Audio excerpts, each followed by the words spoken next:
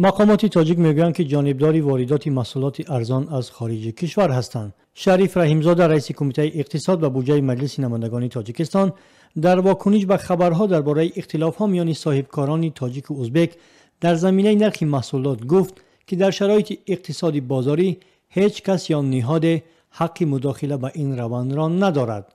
شریف رحیمزاده از خبرها درباره رخ دادن حادثه‌های نافهمی میان تاجران تاجیک و ازبک در شهرهای کانیبادام و حصار اظهار تأسف کرد و گفت که وقوع چنین حادثه پدیده موقتی است، زیرا با گفته وی روندهای اقتصادی بازار را کسی و حتی مقامات نمیتواند تأثیر برساند.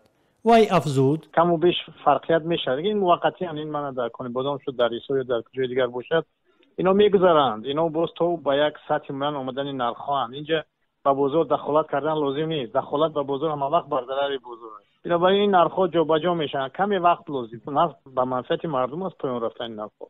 و اساساً سبب همین است که اونهایی که پیشتر مال‌ها را قیمت‌تر خریدند ممکن کمی ضرر مالیوی می‌بینند، بنابراین ممکن ناراضگی میشد. جناب رحیمزاده در پاسخ به این سوال که آیا مقامات برای پیشگیری از وقوع چنین حادثه‌ها اقدام میکند یا نه، گفت که مداخله به نرخ‌گذاری در بازارها در صلاحیت مقامات نیست، زیرا با گفته وی مسلم است که مقامات تاجیکستان به پایین رفتن این نرخ‌ها منفعت دار است، زیرا این امر به فایده ساکنان کشور میباشد.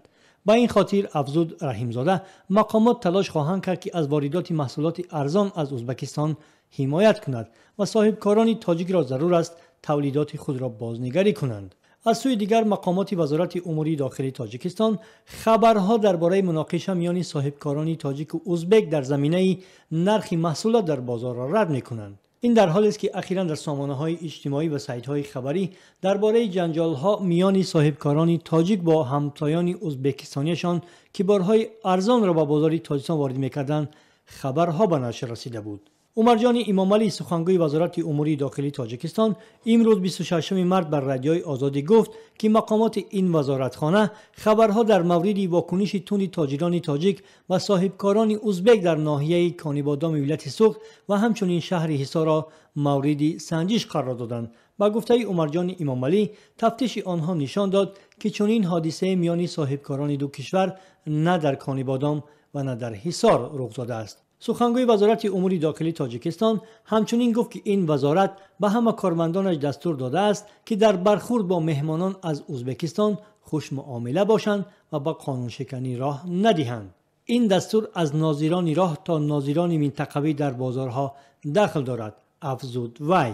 رادیوی آزادی روز 20 مارس گزارش داد که یک گروه تاجران ازبک با ماشین‌های پر از خلطه‌های آرد وارد دوشنبه شدند و آماده بودند که یک خلطه آرد را یک لخت با قیمت 80 سامانی و در شکل چکنه بر عوض 107 سامانی به فروش گذارند، اما تاجران محلی مانع این کار آنها شدند.